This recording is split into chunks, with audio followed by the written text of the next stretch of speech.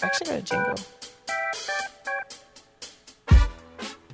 Hello and welcome to Something Big. We're here in Pakenham. The podcast is done by the people of Pakenham, in Pakenham, and for the people of Pakenham. Stacey, welcome. Hey, how are we? Very well. Something big's been happening in Pakenham this week. It has. We've had a lot happening, actually. Fantastic, isn't it? Yeah. We've got a lot of events that we're going to talk about soon, guys, and many issues that have been raised over the last week or so, as well as us making a couple of announcements here from Something Big as well on behalf of our fantastic producer here, Craig Hollowell Photography, and in cooperation with Adaptive Fire and Electrical, who is our great sponsor as well, Stacey. Douglas, we love Douglas. Douglas is doing a great job. In fact, I saw one of his posts today. He's just put a sensational post up about putting a new TV, a very big screen TV, above someone's fireplace, and it was very specific. It had to be lined up perfectly, and he's just nailed it. And I tell you, from an architectural background, that's one thing that I've seen that's frustrated me over the years. TVs that don't line up with things below it doesn't work for me. We've got something big to talk about. We had a huge episode 4. Yes. So episode 4 came out just over a week ago. It's performed just a little bit better than the first 3. A lot a bit better.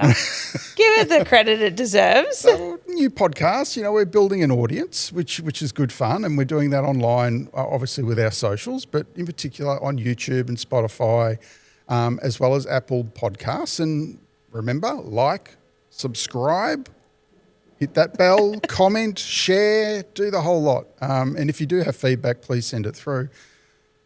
18,000 views for one episode. And counting. And still going, still going strong. We didn't bring an episode out last Sunday because I was a bit crook, unfortunately, and that meant we had a little bit of a pause for a week. Sorry about that, Stacey. That's all right. I'll give you that. Yeah, I'll let you rest. And just in that time frame, I did a post online on Facebook just to tell people, look, sorry, we're not doing a post this week.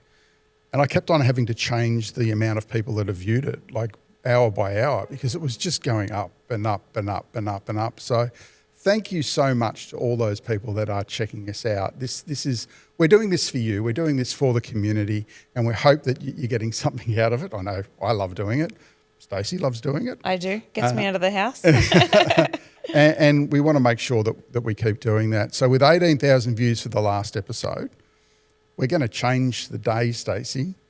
We're just going to spice it up a little bit and see if it works. Change our day from a Sunday post to a Friday post so that if you are watching, you can watch it over the weekend.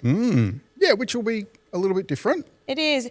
It will also give us the opportunity to talk about events coming up on that said weekend rather than a week in advance. Yeah. So that if you are tuning in on the Friday, you know exactly what is happening on that weekend, and if you want to get out and about, you can. Of course, we don't film this the time that it's posted. We're filming it a few days before, and being able to talk about what's coming up on the weekend that you're watching the episode, well, we hope you're watching on the Friday night and the Saturday, I think will help people out a little bit more, and maybe you can get to some more of those events that we're talking about as well. Yeah, because a lot of the community events, we've said this before, people don't know what they are, and if they're not told by a family friend or friends, they just go unseen. Yeah, and that's the whole point of what we're doing here. Exactly. We want to give our audience another way to learn about what's happening in their local community so they can participate and support some of these local community groups too, run by volunteers. They're unfortunately often not got enough volunteers. I know this running a few of them myself. And it's really difficult for them to put these community events on. So the more people that attend, the more support that they get. It just shows that you care about what they're doing and what they're contributing to the community for nothing. Yeah, absolutely. And so in saying that, if you stop watching and our views go down, we'll go back to Sunday. We will take your advice. But for now, we'll move forward with the Friday launch. So look forward to that on Friday. You're listening to it now, so it should be Friday. If it's not, it's Saturday, hopefully. So thank you. Look, it's a little bit of a change, but we're new to this. We're still learning, and we want to make sure that we're adapting to the situation and obviously listening to you guys at home and taking the direction that you want us to go in. So once again, any comments you got, any feedback, just pop it in the comment section or send us a message online on Facebook or on Instagram. We've got some other things that are happening. A couple of weeks ago, we had the grand final, and Oh, yes. then I was super excited that the cricket's starting. And I know how excited you were about that. I was thrilled, and I still am thrilled. Nothing's changed. No, she's completely honest too, guys. Yeah, if you can't tell. But the thing that we didn't talk about a couple of weeks ago was the biggest, we'll call it the biggest racing event in Australia. Yes. Occurred last Sunday, which I was glued to the television for. Amazing Bathurst, of course.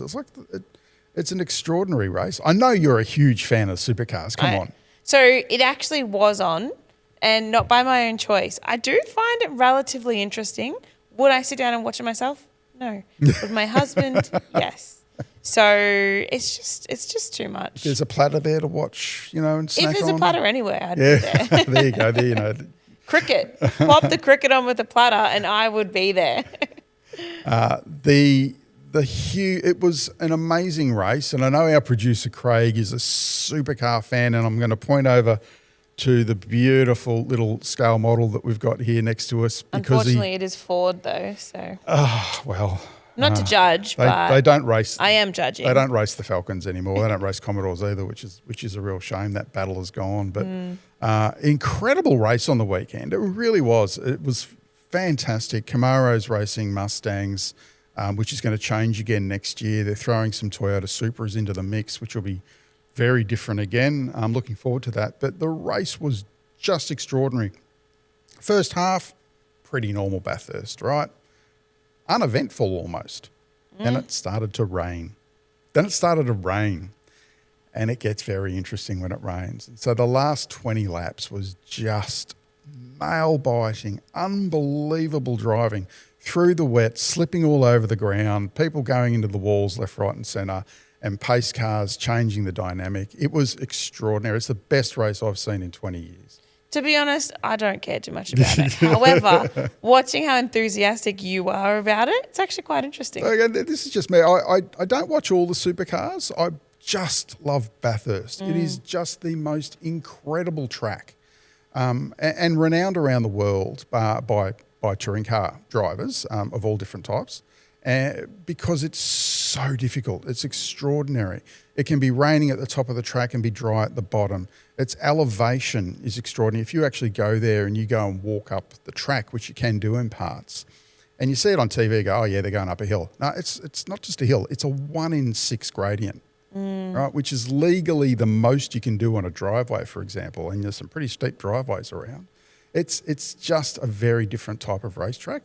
And I'm a big Formula One fan, but Bathurst for me is it in a bit. It's the one. So next year, check it out too, because with the new cars, it's going to change the dynamic of the racing. And Toyota's entering that incredible group of races, and it will change the way that the racing occurs, no doubt. No more Holden and Ford. So Chevrolet and Ford have been the case for the last 12 months, and now Toyota. So Gazoo Racing Toyota, that it is. A couple of other things. Stacey, I went to a couple of events recently. I went to an event over the other side of town, so it's not very Pakenham, but it's relevant. Really local? It's not local. Over in Taylor's Lakes. It was, I think, important to go to. It was a crime forum, and it was being attended by an ex-detective, homicide detective, Charlie Bazzina, who's really interesting. You might see him on some of the news channels doing commentary. He gets onto 3AW as well quite frequently in the afternoons. And I just wanted to go and see what he had to say about the current situation with a lot of experience in crime and dealing with youth crime in particular. And it was good to see that what he's talking about just in my opinion, just makes sense, right? He wants to see the police get tougher on crime. He wants to see bail justices get tougher on crime.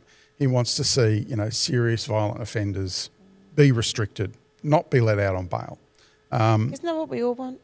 I think it is. And the other day, in Hawthorn, we see, I think they're calling him Captain Underpants, or because he was running down the road chasing a couple of youths that had broken into his house with weapons. And all he had on was underpants. It's the middle of the night.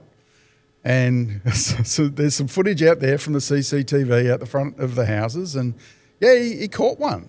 Like, he ran down that... Citizen arrest. Citizen arrest. He grabbed him. It's better than that, though, Stacey. He grabbed him and he only had his underwear on. So where do you keep your phone? You don't have your phone on you when you're running after a crim. He made the kid, call 000 on his own phone. Oh. And he did. And so that was a bit of a... Well, I don't want to call it entertaining because it's horrible, right? But great to see someone standing up for their own rights. Yeah, I could never. So I went to that forum. It was really good. There was probably about 150 people there, really passionate, and they weren't just from the local area. And the leader of the opposition, Brad Batten, was there as well, and he spoke a little bit about the policies that they're looking at introducing. One policy I really like, break bail, face jail, great catchphrase, and they mean what they say. You break bail. Which should be the case. You go to remand. You don't get let back out again. People that are being let out 40-odd times on bail is just ridiculous. I actually have a question here, and I may sound very naive and silly. What happens when someone breaks bail? Where does the money go? Here we go. Common misconception. You can, in Australia, put down what's called a surety, which is a dollar figure often, to secure a bail holding.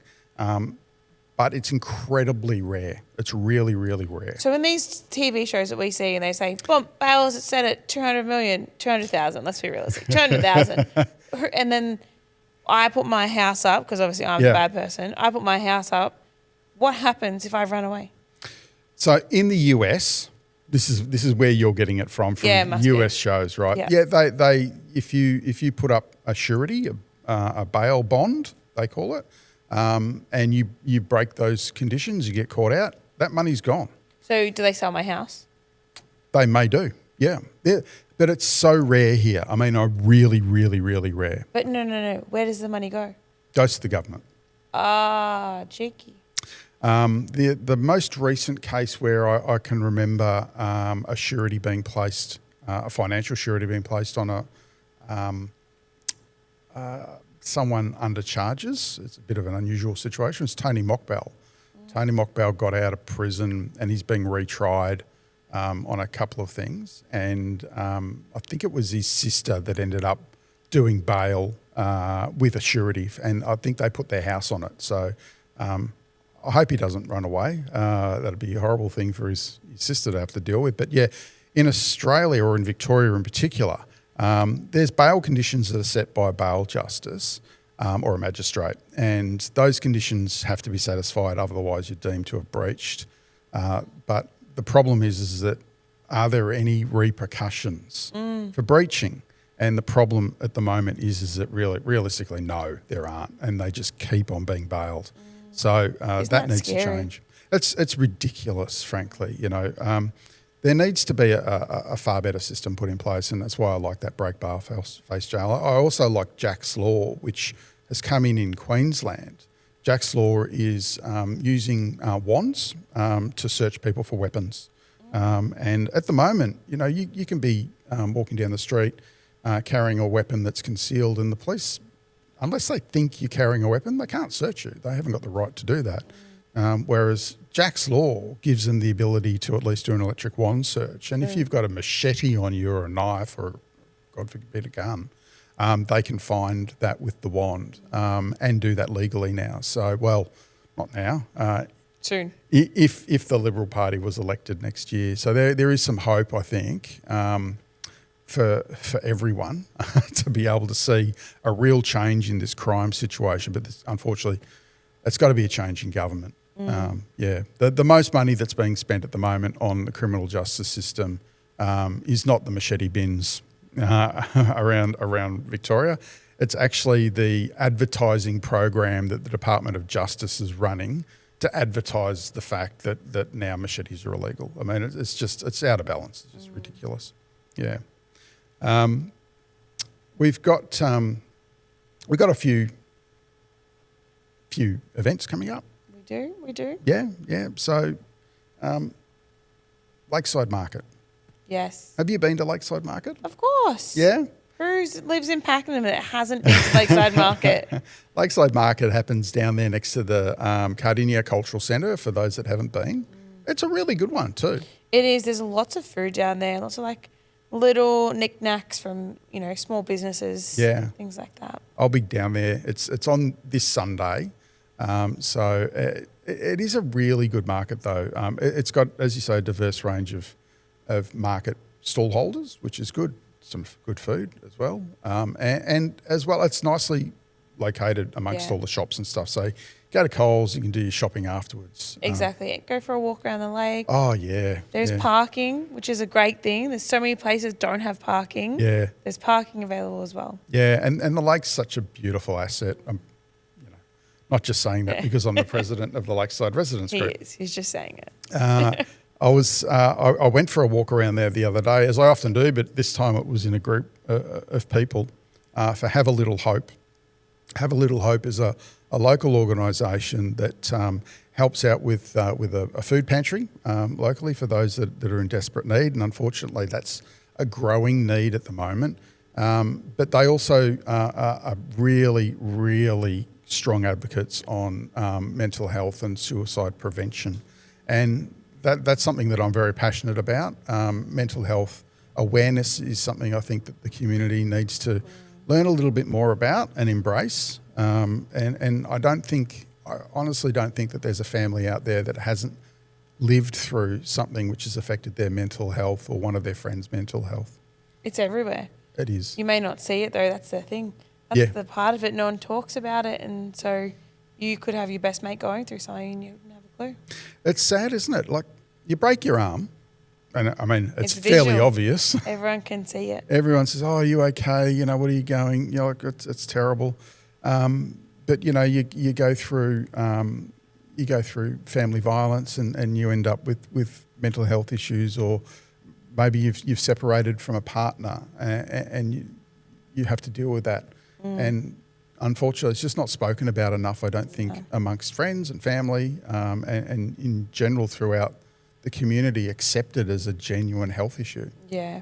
Yeah. I think in the day and age we are now, it is becoming more and more spoken about. Not prominent, but more people are open to having the conversation more these days. So I think that it is gradually getting there. I just don't think we're where it should be. Not yet. Yeah, and it's tragic in the sense that it affects. It's a horrible thing to have to deal with, but suicide is the number one way that a youth dies in this country. And for men, it's suicide is far more common for men, especially those that have just separated from a long-term partner, and these are issues that I think we need to step up as a community and just help out. So, Have a Little Hope is a sensational organisation. I really hope that everyone can get behind them and support them a little bit. They're doing an incredible job, and we want to make sure that they're the sort of community group that gets the right support as well. Have we got any other events that are coming up? We have the Dog Festival. Dog Festival. The Dog Festival's a good one, isn't it? Because it's at the showground, so it's not local, but it's huge. So if you have got a pet, it's pet friendly. Head down to the showgrounds and check out the showgrounds website as well. That's got all the details there. And we've also got Halloween coming up. Oh, yes. Lakeside Residents Group. We do our family Halloween event. It is sensational.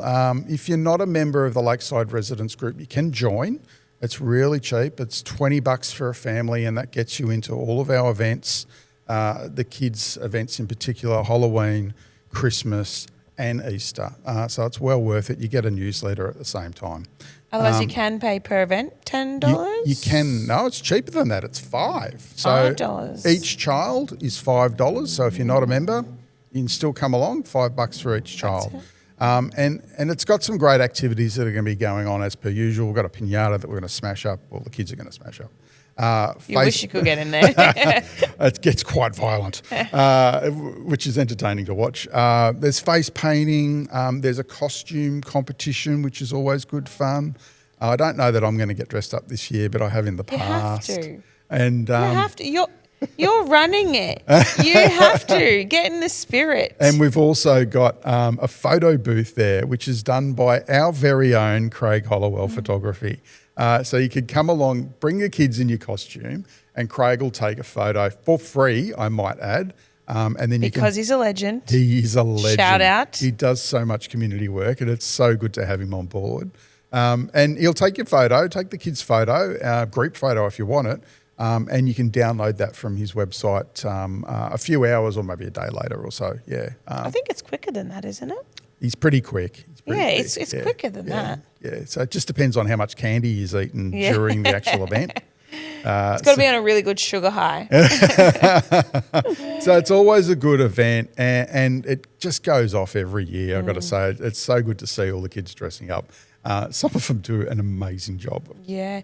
The Halloween house, I haven't heard much about that. Is he coming back this year? Right, Dan's Halloween house. I heard I didn't hear. I saw last year.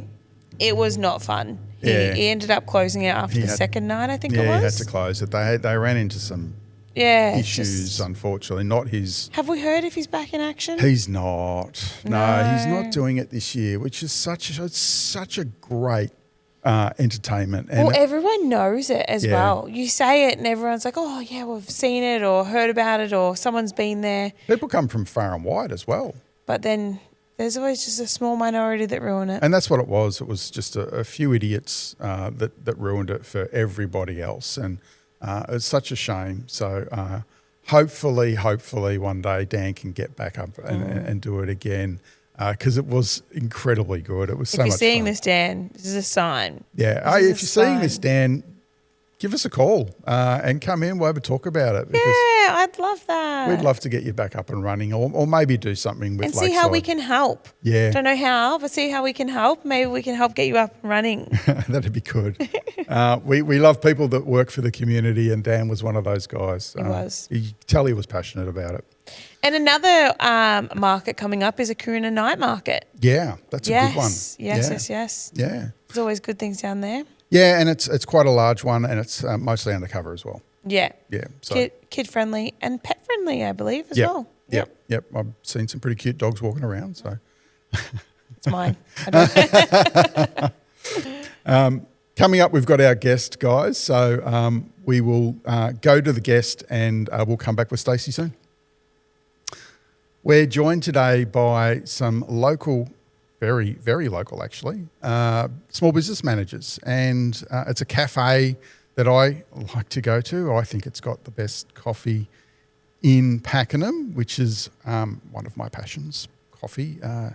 Coffee is life, essentially for me. And Alex and Lilly, who run Lilin Co Cafe. It's over near Office Works in Pakenham. Sort of where the old masters used to be. Lilly, Alex, welcome. Thank you for having us. Yeah, thanks for having us on. It's great to have you here. How long's Lillian Co been there?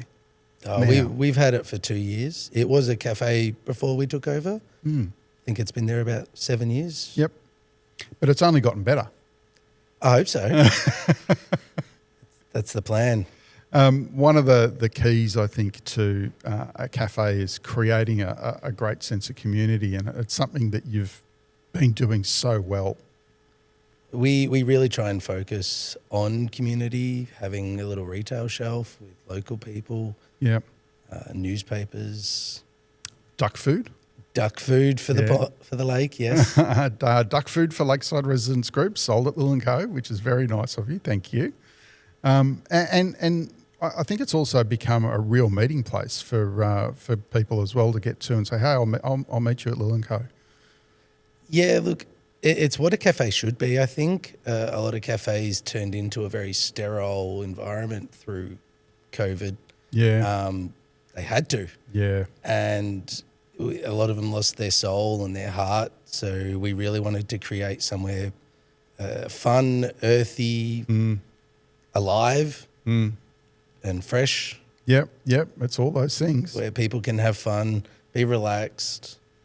Indoors and outdoors as well, which is nice. Yeah, getting music outdoors where we can and tables in the sun. Yeah. And some very comfortable booths that I know I've sat at a number of times with the laptop and done some work. Hot property, hot property. There's only a couple of booths, yeah, so they are very good to get. What drove you to get into the coffee industry, the cafe industry? Is it something you've been passionate about? Years and years ago, had a owner force me to drink coffee. Hated the first coffee I ever had. Hated it. And it just sparked a passion. Yeah. And many years later, went into roasting coffee, making coffee, learning art, latte art, realizing there's just a massive gap in the passion of something that everyone in Melbourne loves. And then evolved national barista judging. It's incredible. The industry is the most close-knit, friendly community there is. Yeah. And no one is involved. Yeah. It's amazing, isn't it? Everyone needs their morning coffee. Oh, trust me, I really do. Really do. And Lily, you were at the Pakenham show this year I was. with Alex. It was a little bit of a different thing for the cafe to get into. You held a competition at the Pakenham show, the latte art competition. How was that? Yeah, it was really exciting as it's not something I've done personally before. I am at the cafe every day, but definitely seeing new people. Yeah. A lot more of the Pakenham community being at the Pakenham show. Yeah. Drew a lot more people to the cafe because they saw our friendly faces there, and then they're like, oh, I want to experience this again, and came to the cafe. But it's definitely something we want to do more of, like do more of those markets and more of those shows. We've recently built a coffee cart from the ground up. Oh, wow. And it's something we are going to look more into. Yeah. And Well, that's great. I mean, that's the whole sort of point of the Pakenham show anyway. I mean, the old agricultural shows were supposed to be people go and show what they do, here's a small slice of what we do, and maybe here's a sample bag, which I used to like. I mean, my dad always tells me when he went to the Royal Melbourne show when he was a kid, all the show bags were free because they were all samples of all these different products. Not free now, are they? But I don't think you get anything free. no. but having you guys there for the Pakenham show was obviously a success for you, advertising what you do and people then coming to the cafe as a result. yeah, it was also good advertising for like baristas. It's not something like Alex tells me when he was younger. It's something that was everyone did it. Yep. When I finished high school, it wasn't really an option, but you could go do it. Like there wasn't courses. You'd have to look into it yourself. Yep. And now it's a lot more, we're trying to make it a lot more accessible so people can just jump on the machine if they never had, or just give it a go and give everyone that opportunity to make their first coffee or see if they like it. Yeah. Yeah, more of an apprenticeship than a qualification. Yeah. It's a good way to learn on the job. Yeah, we just had a machine there that anyone could jump on and play. No experience necessary. Yep. Next year, the competition will be free. Yeah, even We'll be better. doing it again next year. So 2026 Pakenham show, you'll see Alex and Lily there again.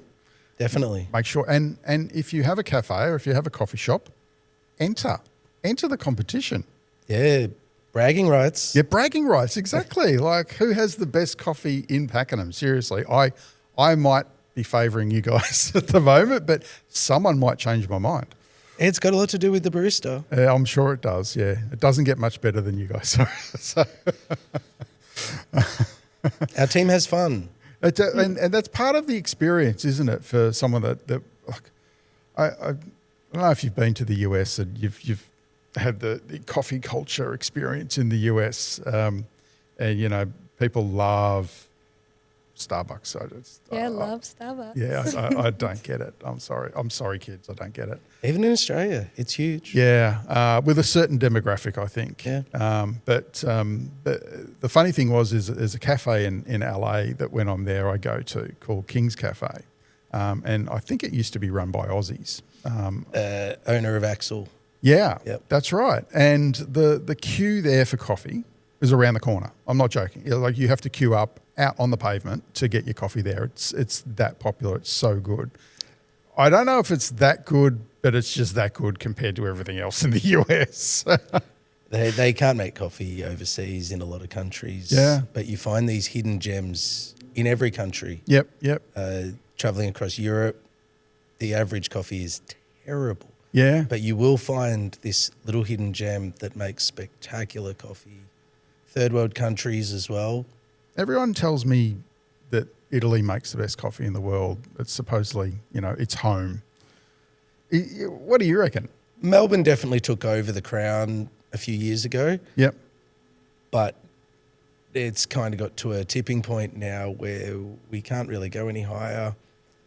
Our labour cost and baristas are expensive, and other countries are being able to enjoy the art of coffee, whereas for Australia, it's now just a job. The cost has gone through the roof really recently, hasn't it? Yeah, the cost, the love, the passion, it's seen as just a part-time job while you're studying. Yeah. It's not a career. It's not a... But not for you. No, and there are still a lot of people in Australia Yep. who definitely come to the judging, Yep. which is... Nationals is 20th of November. It's a big event. Everyone should tune in. Tell us about the Nationals. It's just a group of coffee enthusiasts. It's still in its young years, but it is the best baristas in Australia competing to go overseas and compete to be the best in the world. Where do they do it? It kind of moves around at the moment because locking in sponsors, again, cost, logistics, organising all these things is expensive. All the judges volunteer. All of the organisers volunteer. Yeah. There's no profit made. Yeah. It's all just to expand the barista community. And it's usually over North Melbourne. That's where all the big roasters are. That's where the sponsors are. You've got Axel, you've got Proud Mary, you've got Zest, you've got all the big people. It'd be great to get some people from this side of town interested in competing and taking them along. Do we have any roasters on this side of town? We've definitely got roasters. There's thousands popping up, but it's a big cost, both of money and time to compete. Yeah. Takes about 6 months to prepare for your competition. You've got to have an act, Yeah, okay. and you've got to have a coffee, and you've got to have it roasted, and you're competing against people who've got big companies paying the bills. So it's hard to compete. It is, but they're making it easier every year. They're putting it easier for people to just walk in and do it. Coffee Champs is the new one in regionals where you can rock up with just coffee and yourself and compete. And it'd be great for baristas who are keen in the industry, who want to make it a career. Yeah, a good way to learn as well. See what's out there. Yeah. Just talk to these people. They're so passionate. Everyone just loves coffee and community. That's Melbourne. Yeah. And it was never like that, was it? It was something that slowly developed. I think I've told you in the past, coffee when I was a kid, and, I'm getting on these days, but coffee when I was, it was international roast out of a giant tin, right? It wasn't even Nescafe back then. And every now and then when Mum would go into Myer or maybe David Jones, right, it was a special outing occasion, and she'd drag us kids along, and she'd go into the cafe/cafeteria, that I think they used to call it back then, and she'd have a cappuccino. Now, a cappuccino was a wondrous thing for us then. Like, it was just, you didn't need if you wanted to buy a coffee at Macca's, it was the horrible black American roast, right, that they'd have sitting on the boiler all day long. And this cappuccino thing was like covered in foam, and it had chocolate on top, and it was like, wow, what is this thing? We used to love eating the chocolate on top, of course, as kids, but Mum adored the coffee. the coffee culture was created maybe in the early 2000s, late 1990s. Before then, there wasn't even such a thing as a cafe. Yep. They were rare, weren't they? Yeah. When I was at uni, I went to uni in the city, and there was a couple of places that did real coffee. Wasn't very popular, but, there was a couple of us in the uni class that had it, that had an addiction, I should say. Daimaru was a new place, a new venue back then in Melbourne Central, and they had a coffee bar, and they made tremendously good coffee. It was revolutionary. Like there was, as you said, there was no cafes around. It wasn't a thing. Yeah, the only coffee it was very average. Very average, yeah. Where was the first place that you had your first coffee? Do you remember, Elle? So I've always worked in cafes, and besides just having it at home, because my mum just always drank it at home because she was a barista, so she knew how to make it. It was probably like Oven Craft in Pakenham. Ah. Yeah, that was like my first like barista job outside of working for my parents. Right. And I thought it was disgusting. This seems to be a common thread here. Yeah. I thought it was terrible. But after like growing and like experience it a bit more, like it's something I would prefer a hot chocolate because I have a massive sweet tooth. Yeah. But I don't mind it, and I can understand the value and the appreciation for coffee. Like I can fully understand why people drink it and enjoy it. But it's just not for me. People like different coffees as well. I think it's a lot like alcohol. Like, I don't like beer really. I mean, I'll drink it, but, especially if it's a hot day, but I wouldn't go out of my way to have it because I'm not a big fan. The first time I had wine, I thought it was disgusting, but a little bit later in life, I grew to appreciate it probably a little bit too much. I love it. Same as scotch. I love good scotch. I drink very rarely, but coffee was sort of the same thing. The first time I had coffee, I had to develop an appreciation for it really, and find a good one back then was hard. But you provide a great coffee. We like to think so. Yeah. And you also do cold press coffee. Cold brew, yeah. So, I mean, we offer all sorts. We offer pour over, cold brew, espresso. Yep. Espresso by far being the most popular. Of course. Cold brew, though, on a hot day over ice, phenomenal. It is really, really good too. You find a place with good cold brew and you'll sit outside in the sun drinking it all day. Definitely. Tell people, because a lot of people won't realise it's not just cold coffee, is it? No, it's not just coffee made and then put in the fridge the same way. It's brewed using only cold water, so it doesn't extract any of those bitter notes. Yep. It doesn't burn the coffee. It takes around about 6 to 8 hours to actually brew at about 1 second, a drip every second through the coffee, and then it comes out the bottom brewed, and then it gets chilled. Yeah. So it isn't a big process, and there's a bit of a cost involved and time, obviously, but the passion is what drives it, and we change the blend that goes in it or the single origin that goes in it. Yeah. Often we're starting to create a few customers that really love it. Yeah, I don't blame them. It is lovely, especially on, as you said, on a warm day over ice. It's gorgeous.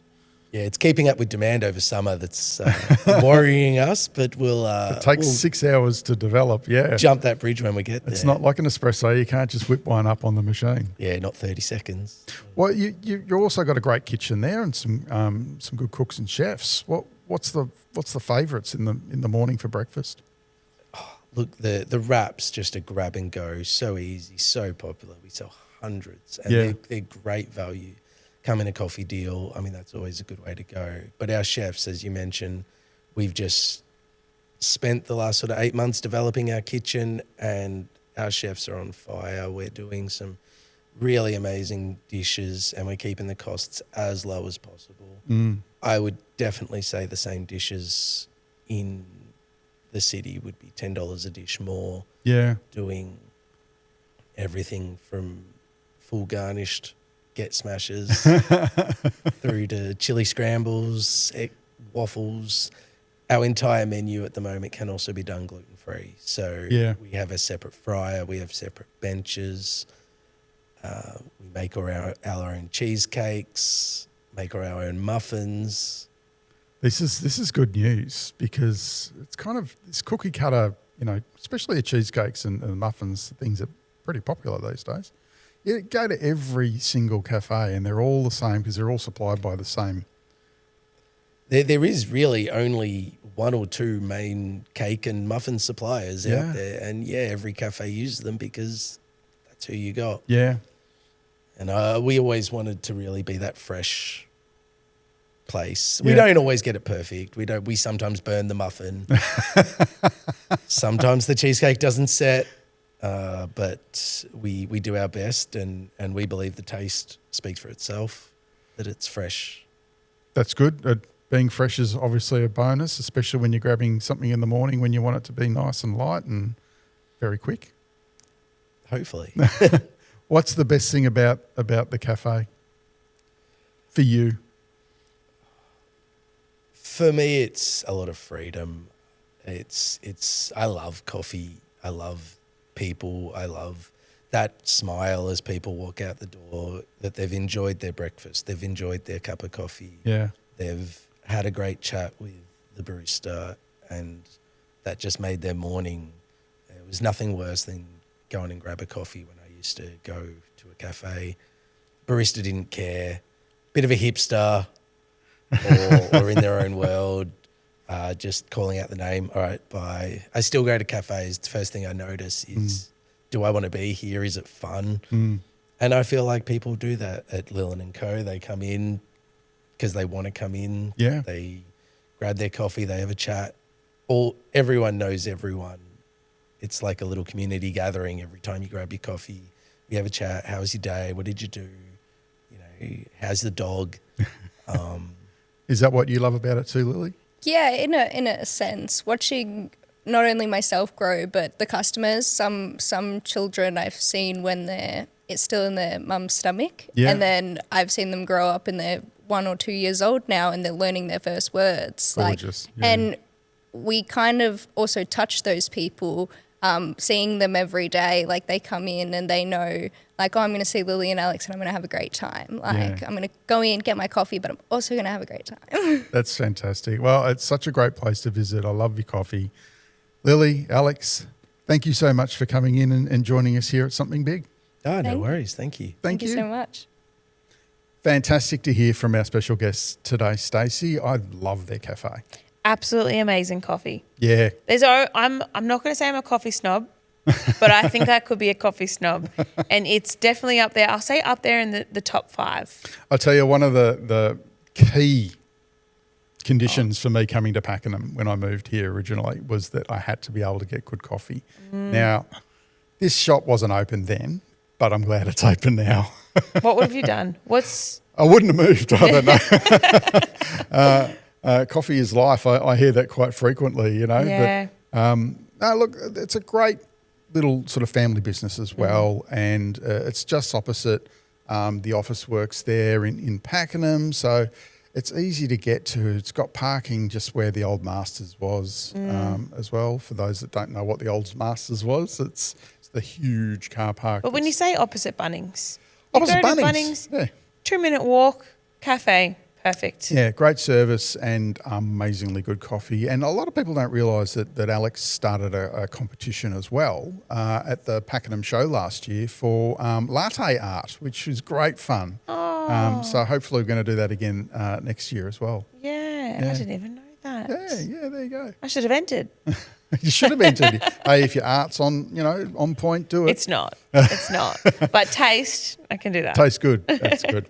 Well, that's another episode for this week, guys. You've been watching Something Big. Stacey, thank you so much for joining us. Thank you for having me. Thank you very much to Adaptive Fire and Electrical, our fantastic sponsors. We will see you next week. Remember to like, subscribe, hit that notification and send us your comments.